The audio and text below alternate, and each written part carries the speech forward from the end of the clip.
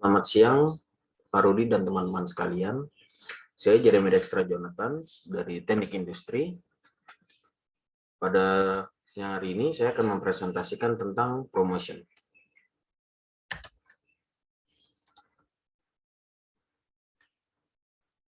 Jadi pertama-tama ada goal and task promotion. Goal and task promotion itu atau tujuan dari promosi itu ada 3.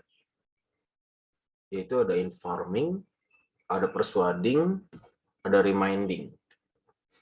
Nah, informing itu apa sih? Informing itu adalah merupakan jenis promosi yang akan memberikan informasi penting produk ini. Jadi menjelaskan kegunaannya dan cara menggunakan produk ini. Dan juga membangun image perusahaan dan produk di masyarakat. Setelah itu ada persuading. Persuading itu apa sih? Persuading itu ada promosi persuading, yaitu mengajak orang untuk beralih dan membeli produk ini. Jadi mengubah persepsi orang atau masyarakat terhadap produk ini dan mengubah keputusan orang-orang dalam membeli produk tersebut. Nah, setelah itu ada reminding. Reminding itu apa sih? Jadi reminding itu sebuah promosi yang menjaga relasi dan mengingatkan orang atau masyarakat tentang produk ini. Lalu mengingatkan di mana tempat menjual produk ini dan menjaga kesadaran orang akan adanya produk ini. Nah, jadi saya mengambil contoh dari salah satu handphone yaitu Samsung yang menggunakan jenis promosi reminding. Jadi Samsung ini sering mengeluarkan produk-produk baru dalam jangka waktu dekat agar masyarakat dan orang tetap mengingat adanya handphone Samsung ini.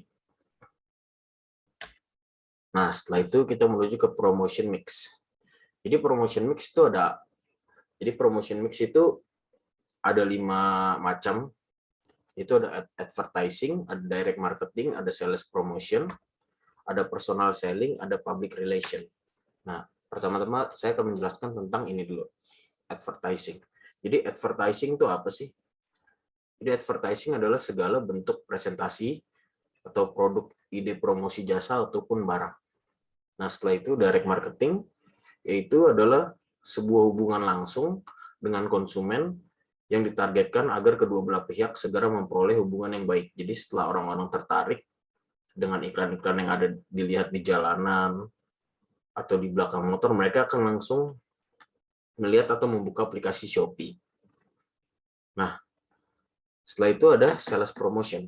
Sales promotion itu insentif jangka pendek untuk mendorong konsumen untuk membeli suatu produk atau jasa. Jadi contohnya seperti diskon-diskon atau promo Shopee adakan di waktu-waktu tertentu dan menggunakan tanggal dan bulan yang sama seperti 11.11 Big Sale yang diadakan pada tanggal 11 November lalu. Dan ada juga 99 Super Shopping Day yang diadakan pada tanggal 9 September lalu. Nanti di tanggal 12 Desember akan ada 12 birthday sale juga. Nah, setelah itu ada personal selling. Personal selling yaitu presentasi pribadi oleh tenaga penjual perusahaan, yaitu memiliki tujuan untuk penjualan dan membangun hubungan baik dengan pelanggan. Jadi itu contohnya seperti Yakult nih, saya mengambil dari Yakult. Jadi setiap sore akan datang ke rumah orang-orang dan dia akan menjual atau menawarkan produk Yakult ini kepada konsumen-konsumen setianya. Jadi dia akan menawarkan dulu ke rumah-rumah yang biasanya memang membeli Yakult. Nah, setelah itu ada public relation. Public relation itu apa sih? Yaitu membangun hubungan yang baik dengan berbagai publik perusahaan yang ada, lalu juga membangun citra perusahaan yang baik dan image perusahaan terhadap pasar. Jadi contohnya, yaitu sponsorship. Contohnya Shopee yang mensponsori e-sport Indonesia, yaitu Lofree. E-sport akhir-akhir ini sangat banyak menarik minat masyarakat, khususnya di Indonesia. Salah satunya Lofree ini sendiri yang cukup banyak penggemarnya. Dengan Shopee mensponsori klub e-sport ini yang banyak penggemarnya, para penggemar Lofree ini akan secara tidak langsung menggunakan Shopee. Nah, setelah itu kita menuju ke developing effective communication. Jadi, developing effective communication itu dapat dibagi menjadi 5 lagi. Itu ada identify target audience. Yang pertama, setelah itu ada set communication objective. Setelah itu ada design the message. ada choose the media, dan juga di select message source. Nah, pertama-tama saya akan menjelaskan dulu tentang identify target audience. Jadi, apa sih identify target audience ini? Jadi, itu ya sebuah marketing yang berhasil menargetkan orang-orang atau masyarakat yang memang target pasarnya. Jadi, saya mengambil contoh seperti Erigo ini. Jadi, Erigo yang menargetkan produknya ke kalangan anak muda yang senang dengan fashion street style. Jadi, Erigo menargetkan ke anak-anak muda di era sekarang ini yang menyukai desain-desain pakaian, salah satunya yaitu fashion street style. Nah, setelah itu ada set communication objective. Set communication objective itu apa sih? Jadi setelah target pasar sudah ditentukan, penjual harus menentukan respon para pembeli yang diinginkan. Jadi perusahaan harus meyakinkan para pembeli bahwa produk mereka adalah produk yang terbaik gitu dibanding dengan rival-rivalnya. Jadi saya mengambil contoh lagi Erigo lagi nih. Jadi Erigo sudah mulai merambah ke New York Fashion Week dan terpampang di billboard ada yang terdapat di New York. Nah, sudah tidak diragukan lagi, jadi brand lokal kita ini dari Indonesia, mereka go internasional, dan pasti karena brand mereka yang sudah booming ini sampai ke Amerika, New York sana, jadi peminatnya bisa dipastikan sangat sangat banyak dan diminati terutama sama anak-anak muda. Nah, setelah itu ada design the message. Jadi design the message itu apa sih? Setelah beralih ke pengembangan pesan yang efektif, perusahaan harus bisa memutuskan pesan yang ingin disampaikan dan bagaimana cara menyampaikannya. Jadi saya mengambil contohnya dari ini, dari Sprite, iklan Sprite. Jadi contoh tagline dari iklan Sprite yaitu no bokies. Jadi yang memiliki arti tidak bohong atau asli. Artinya Sprite itu memberikan efek kesegaran untuk para konsumennya dengan nyata dan tidak bohong. Jadi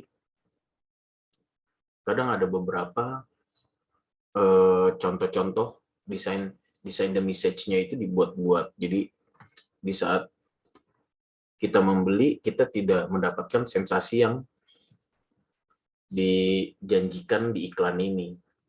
Nah, kadang desain the message itu penting untuk keberlangsungan sebuah produk.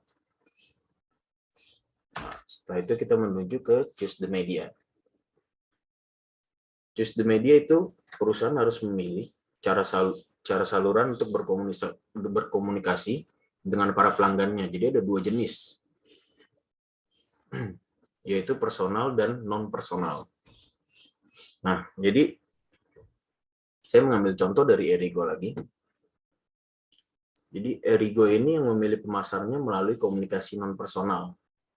Pemasaran Erigo ini dilakukan melalui sosial media dan billboard yang ada. Jadi mereka melakukannya dengan cara non-personal, yaitu dengan cara mereka mempampangkan ini billboard dan juga melalui sosial media itu. Nah, setelah itu ada select message source.